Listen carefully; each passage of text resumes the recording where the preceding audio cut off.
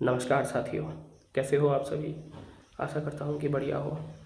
आशा करता हूँ कि सब बढ़िया चल रहा होगा। देश की ये जो बर्निंग स्थिति है, देश की ये जो बहुत बहुत क्षतिपूर्ण स्थिति है, इस समय मुझे लगता है कि कुछ चीज़, कुछ बातें, कुछ रियलिस्टिक से मुद्दे आप लोगों के सामने साझा करना बढ़िया और बहुत बहुत आवश्यक है। इसलिए आज कुछ मुद्दे आप लोगों के सामने मैं प्रस्तुत कर रहा हूँ। और मुद्दे प्रस्तुत करने से पहले आज ना महाभारत की वो प्रसंग बहुत बहुत बहुत याद आ रहा है, बहुत याद आ रहा है। वो महाभारत का प्रसंग जो बहुत रियलिस्टिक है, बहुत वास्तव है। आज के समय में जब भगवान श्री कृष्ण पांडव का संदेश लेके हस्तिनापुर आ रहे हैं, दुर्योधन को समझा रहे हैं, पर दुर्योधन तब भी मान नहीं रहा। दुर्योधन तब भी धर्म को छोड़ के अधर्म के मार्ग पर चलने के लिए तुला हुआ है। वो वाला प्रसंग ये आप सब जानते हैं, पर पंडित दिनकर ने, हमारे कवि दिनकर ने वो प्रसंग को बहुत बहुत एक सुस्पष्ट रूप दिया है। वो मैं आप लोगों के सामने साझा कर रहा हूँ। उसके बाद हम चलेंगे पॉलिटिकल दौर में। प्रधानमंत्री जी पॉलिटिकल दौर करवाते हैं, आज मैं भी करवाऊंगा कुछ थोड़ा पॉलिटिकल दौर आप लोगों को। दिनकर कहते हैं कि मैत्री की राह बताने को, सबको सुमार्ग पर लाने को, दुर्योधन को समझाने को, भीषण विध्वंस बचाने को भगवान हस्तिनापुर आए, पांडव का संदेश लाए। क्या कहते हैं? मैत्री की राह बताने को, सबको सुमार्ग पर लाने को, दुर्योधन को समझाने को, भीषण विध्वंस बचाने को भगवान हस्तिनापुर आए, पांडव का संदेश लाए। भगवान हस्तिनापुर पहुंचने के बाद कहते हैं धृतराष्ट्र के सामने, महामहिम भीष्म के सामने, गुरु द्रोण के सामने, अंगराज कर्ण के सामने, दो न्याय अगर तो आधा दो, दो न्याय अगर तो आधा दो, पर इसमें भी अगर बाधा हो तो दे दो केवल 5 ग्राम, रख लो अपनी धरती तमाम। हम वहीं पर खुशी से खाएंगे, परिजन पर हंसी ना उड़ाएंगे। ये भगवान कहते हैं। पर अफसोस दुर्योधन वो भी दे ना सका, दुर्योधन वो भी दे ना सका, समाज की आशीष ले ना सका। उल्टा हड़ी को बांधने चला, जो था असाध उसे साधने चला। इससे कंक्लूड क्या करते हो? जब नाश मनुष्य पर छाता है तो सबसे पहले उसका विवेक मर जाता है। सही सुन रहे हो। इस सरकार की मति हट चुका है, इस सरकार की विवेक मर चुका है। हमारे प्रधानमंत्री, हमारे गृह मंत्री और ये लोग जो दावी करते हैं, हिंदुस्तान की नहीं पूरे दुनिया की सबसे बड़ी पार्टी भाजपा की मति हट चुका है। ये विवेकहीन बन चुके हैं। इसलिए ये डेमोक्रेसी के सम्मान नहीं करते हैं। ये धीरे धीरे हमारे हिंदुस्तान को थियोक्रेसी बनाना चाहते हैं। ये धर्मतंत्र में विश्वास रखते हैं, लोकतंत्र में नहीं। इसलिए ये जो कॉन्स्टिट्यूशन के बलबूते प्रधानमंत्री बने हैं, कोई गृह मंत्री बने हैं, कोई सरकार चला रहा है, हिंदुस्तान की सरकार, हिंदुस्तान जैसी इतनी बड़ी डेमोक्रेसी की सरकार, वो डेमोक्रेसी की जो सबसे बड़ी पुस्तक है, जो सबसे बड़ी पुस्तक है, उस पुस्तक के मान नहीं करते, सम्मान नहीं करते। वो कॉन्स्टिट्यूशन की धज्जियाँ उड़ा रहे हैं। वो बाबा साहेब अम्बेडकर की सीने के ऊपर पैर रख के राजनीति कर रहे हैं। ये नहीं चलेगा, ये नहीं चलना चाहिए। हिंदुस्तान बाबा साहेब अम्बेडकर की कॉन्स्टिट्यूशन से चलती है। कोई प्रधानमंत्री, कोई मोदी, कोई अमित शाह की मनमानी से नहीं चलेगा। मेरे देशवासियों, इसका हल तो आप लोगों को निकालना होगा, इसका हल तो आप लोगों को ही निकालना होगा। मेरे देशवासियों, और कुछ बातें। मेरे देश का प्रधानमंत्री, मेरे देश का, आपके देश का प्रधानमंत्री जो मन की बात में A+B into bracket into square का फॉर्मूला बताता था, वो आज क्या कर रहा है? पेपर लीक में चुप्पी क्यों साध ली है मोदी जी ने? हिंदुस्तान की सबसे बड़ी पेपर लीक, नीट का पेपर लीक, SSC GD नहीं हुआ इस साल, कैंसिल हो गया है। क्यों चुप्पी साध ली है? क्यों चुप्पी साध ली है? बोलिए। कोई उत्तर है मोदी जी के पास? कोई उत्तर नहीं है। 22 लाख बच्चे, नीट की 22 लाख बच्चे सुइसाइडियल क्राइसिस की तरफ धकेला जा रहा है इस सिस्टम के द्वारा, इस सरकार के द्वारा। सुप्रीम कोर्ट के जज ने कॉकरोच बोला है हम लोगों को। हिंदुस्तान की बेरोजगार नौजवान जिनके सीने में खून दौड़ रहा है, आग बबूला हो रहा है, उन लोगों को सुप्रीम कोर्ट के जज ने सिस्टम में बैठते हुए कॉकरोच कहा। हम समाज को खोखला कर रहे हैं। ये समाज जो हमसे जुड़ी है, ये समाज जो हमने बनाया है, ये सिस्टम में बैठे लोग हमें समाज को खोखला करने की बात कर रहा है। जो असल में सिस्टम को खोखला कर रहा है, वो समाज को खोखला करने की जिम्मेदारी हमें ठहरा रहा है। देशवासियों, जागना तो होगा। हिंदुस्तान वासियों, हिंदुस्तान हमारा है। ये हिंदुस्तान किसी प्रधानमंत्री का बाप की जागीर नहीं। ये हिंदुस्तान बाबा साहेब अम्बेडकर, ये हिंदुस्तान पंडित नेहरू, ये हिंदुस्तान महात्मा गांधी, ये हिंदुस्तान सरदार पटेल की सोच से बनी हुआ है। उस सोच को ख़त्म नहीं करने देना है। ये सोच है, ये सोशलिज्म की सोच है, ये सेक्युलरिज्म की सोच है, ये डेमोक्रेसी की सोच है, ये रिपब्लिकन माइंडसेट की सोच है। ये सोच हमारे अंदर है।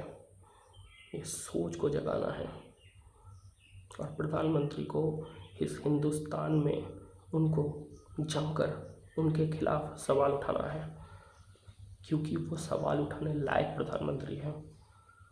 कुछ ढंग का काम नहीं किया प्रधानमंत्री जी ने। और मोदी जी, आप इटली में जाकर रासलीला रच रहे हो। 22 लाख स्टूडेंट, वो एक सुइसाइडियल क्राइसिस की तरफ आपके सिस्टम द्वारा धकेला जा रहा है, और आप इटली में जाके मेलोनी जी से मेलोडी की रासलीला रचवा रहे हो। शाबाश मोदी जी, शाबाश। क्या सुनहरा अमृत काल लाए हो आप, क्या सुनहरा अमृत काल लाए हो। वी ऑल वेलकम दिस सुनहरा अमृत काल। ये अमृत काल तो बहुत बढ़िया है। 1980 की चाइना से हम कितना पीछे धकेल चुके हैं। 1980 की चाइना, वो हमसे कितना आगे जा चुका है। कुछ भी सामान हो हमें चाइना से मंगवाना पड़ता है, हमें चाइना से खरीदना पड़ता है। हमारा मैन्युफैक्चरिंग इंडस्ट्री पूरा डूब चुका है। हमारा मैन्युफैक्चरिंग इंडस्ट्री पूरा आउटसोर्स हो चुका है। इसका जिम्मेदार कौन है? हमारा एमएसएमई पूरा डूब चुका है। इसका जिम्मेदार कौन है? हमारा फाइनेंशियल मिनिस्टर, वो तो बोलती है कि हम प्याज नहीं खाते, तो जिम्मेदार भी नहीं है। आप भी बोल दीजिए मोदी जी हम नॉन बायोलॉजिकल है, तो हम भी जिम्मेदार नहीं हैं। सारा जिम्मेदारी हिंदुस्तान की नौजवान की, पर वोट आपकी। सारा जिम्मेदारी हिंदुस्तान को आप ठोस रहे हो। हिंदुस्तान की नौजवान के कंधे के ऊपर आप सारा दोष, सारा जिम्मेदारी दे रहे हो, पर वोट लेने के समय आप ही को वोट देना होगा। शाबाश भगवान, शाबाश महाराज। क्या हिपोक्रेसी है, क्या हिपोक्रेटिक सरकार चला रहे हो आप। कमबख्त भाग्य भी ऐसा है कि आप ही को झेलना पड़ रहा है, आप ही को झेलना पड़ रहा है। ये जो पूरा हिंदुस्तान है, इसको ठगने की जो कोशिश कर रहे हो, जो ज़बरदस्त ठगने की कोशिश कर रहे हो पूरा हिंदुस्तान को, ये पूरे हिंदुस्तान देख रहा है। इसका जवाबदेही इतिहास में लिखा जाएगा। इसका जवाबदेही आपको इतिहास के सामने करना पड़ेगा। याद रखना, कभी तो आपको जवाबदेही देना होगा, कहीं पर तो जवाब देना पड़ेगा। ये सवाल तो बाद में इतिहास में लिखा जाएगा। इतिहास के सामने खड़ा होकर आप जवाब देना। इस हिंदुस्तान में क्या चल रहा है मेरे दोस्तों? हमारे हिंदुस्तान के बहुत एक जाने माने टीचर है खान सर, वो हिंदुस्तान की स्वास्थ्य सुधार रहे हैं। वो मशीन ला रहे हैं विदेश से। विदेश में उनको बोला जा रहा है आप कौन हो? डॉक्टर हो? नहीं, आप टीचर हो। क्यों कर रहे हो? ये आपका काम थोड़ी ना है, ये सरकार का काम है। सरकार अपना काम करे तब ना। एक टीचर वो स्वास्थ्य सुधार रहा है और सरकार उस टीचर को गिरा रहा है। ये सरकार चला रहे हो आप मोदी जी, ऐसा सरकार चला रहे हो। इसके लिए आपको 15 साल के लिए प्रधानमंत्री बनाया गया है। क्या शर्म की बात है। आपका तो नहीं है, आपके लिए हम लोगों को होता है। और हमारा मीडिया क्या मीडिया है। पहले 151 पोजीशन में आता था, 180 कंट्री में 151 पोजीशन में आता था। अब ये कम वक्त लोग 157 पोजीशन लाते हैं। क्या उन्नति हुआ है। और ये बोलते हैं कि मेलोडी कितना चॉकलेटी है। मेलोडी की चॉकलेटी क्रीम रोम तक जा रहा है। मेलोडी की मिठास रोम तक पहुंच रहा है। ऐसा मीडिया है हमारा। कितना चाटोगे, कितना चाटुकारिता करोगे। इतना तो मत करो। अब फोर्थ पिलर ऑफ डेमोक्रेसी हो, इतना कैसे बिका दिया अपने मेरुदंड को। कैसे अपने रीढ़ की हड्डी को इतना भी झुकाओ मत कि इतिहास तुमसे शर्म करे, इतिहास को तुमसे घिन आ रहा है। कितना घिनौना हरकत है हिंदुस्तान की मीडिया के द्वारा। कभी नहीं हुआ जो आज हो रहा है। और देश के सारे मुद्दे वो तेल लेने गए हैं। देश के सारे मुद्दे गए तेल लेने, क्योंकि देश की मीडिया, उस देश की मीडिया में जो प्राइम टाइम है, उस प्राइम टाइम में चर्चा क्या है कि मेलोडी कितनी चॉकलेटी है। ये मीडिया की प्राइम टाइम की मुद्दा है कि मेलोडी कितना चॉकलेटी है। ये देश की मीडिया है। ये मीडिया बंगाल की चुनाव के समय जब मोदी जी आए थे बंगाल में, तो झालमुड़ी की इतिहास बोल रहा था। झालमुड़ी की इतिहास। अब सोचो, समझो, क्या दर्दनाक मीडिया है, क्या बेशरम मीडिया है। ये पहले झालमुड़ी की इतिहास बोल रहा था, अब मेलोडी की इतिहास बोल रहा है। ना जाने अब इसके बाद किसका इतिहास बोलेगा।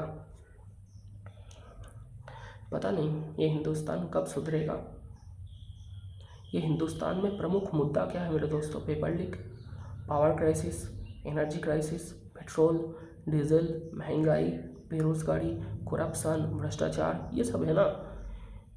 घटिया सा रास्ता, गड्ढे भरा रास्ता, जो दर्दनाक स्वास्थ्य है वो दर्दनाक स्वास्थ्य, जंगल की कटाव, ये सब मुद्दे हैं। ये प्रमुख मुद्दे प्राइम टाइम से हटा दिया गया है।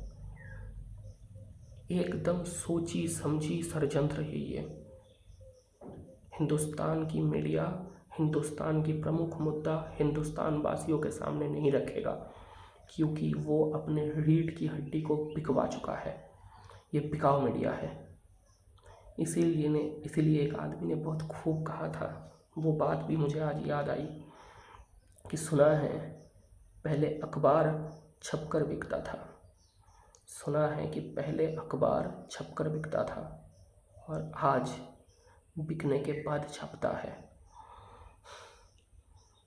बड़ी दर्द आ रहा है, बड़ी ठेस पहुंच रहा है इस दिल को ये बोलने में, बड़ी शर्म आ रहा है ये बोलने में, पर ये सच है। और सच को सच की तरह बोलना भी चाहिए, लेना भी चाहिए और सुनना भी चाहिए। मेरे देशवासियों, एक बात दिमाग में बैठा कर रखना कि बिका हुआ पत्रकार, डरा हुआ अपोजिशन और सोई हुई जनता, ये लोकतंत्र के लिए सबसे भयानक है। इसलिए सो मत जाना। ये जनरेशन जो अल्फ़ा है, ये जनरेशन जो जी है, जो जनरेशन मिलेनियल है, मैं सबसे अपील कर रहा हूँ, सो मत जाना, जगो, उठिए। इस देश को आप लोगों का ज़रूरत है। ये देश, सबसे बड़ी बात, मोदी जी के मनमानी से, कोई मंत्रियों के मनमानी से नहीं चलेगा, कोई मंत्रियों के मनमानी से नहीं चलेगा। ये हिंदुस्तान की नौजवान के कंधे में बैठकर धूमधाम से चलेगा। ये हिंदू, मुसलमान, सिख, ईसाई, पारसी, सब लोगों का कंधों के बैठ के धूमधाम से चलेगा। ये किसान, ये मजदूर, ये छात्र, ये नौजवान के कंधों में सवार है ये हिंदुस्तान। अब हिंदुस्तान को क्षति पहुंचाने की कोशिश जो नेता लोग करेंगे, हम उनके खिलाफ हैं और पूरा जनरेशन उनके खिलाफ है। आवाज़ उठाइए, आवाज़ उठाना ज़रूरी है, बहुत ज़रूरी है आवाज़ उठाना। चुप मत हो जाइए, सो मत जाइए, क्योंकि सोई हुई जनता सबसे खतरनाक है। ये ऑटोक्रेसी बना रहा है, डेमोक्रेसी नहीं है हिंदुस्तान में, ये ऑटोक्रेटिक बन चुका है। क्योंकि हम मीडिया से कुछ नहीं बोल सकते, वो बिक गए हैं, वो अपना ईमान, वो अपना सब कुछ, विवेक, वो सब कुछ मोदी जी के पैर तले बिकवा दिए हैं। उनसे कुछ उम्मीद मत रखिए, कुछ उम्मीद मत रखिए। और अपोजिशन, ये अपोजिशन किस बात की डर में, किस बात में डर चुका है, इतना इतना डर चुका है। आप राघव चड्ढा को सोचो, वो राघव चड्ढा जो सरकार के खिलाफ आवाज़ उठाता था, वो बिक गया, वो बिक गया। और भाजपा के बारे में सोचो कि इस देश में जो भी नेता है, जो भी नेता है, वो अजीत पवार हो, वो शुभेंदु अधिकारी हो, वो हिमंत बिश्व शर्मा हो, ये सब करप्ट थे। ये अपने अपने पुराने पार्टी में करप्ट थे। भाजपा ने उन्हें वॉशिंग मशीन में घुसा कर पूरा साफ सुथरा बना दिया। कैसे? कितना बड़ा वॉशिंग मशीन लेके बैठे हो भाजपा वालों, और किस किस को धोगे? जो भी तुम्हारे पार्टी में आ जाता है वो साफ सुथरा बन जाता है। कौन सी कंपनी के वॉशिंग मशीन लगाते हो पता नहीं, पर मेरे देशवासियों, ये सिर्फ अपील है एक आम देशवासी की तरफ से आप लोगों के लिए।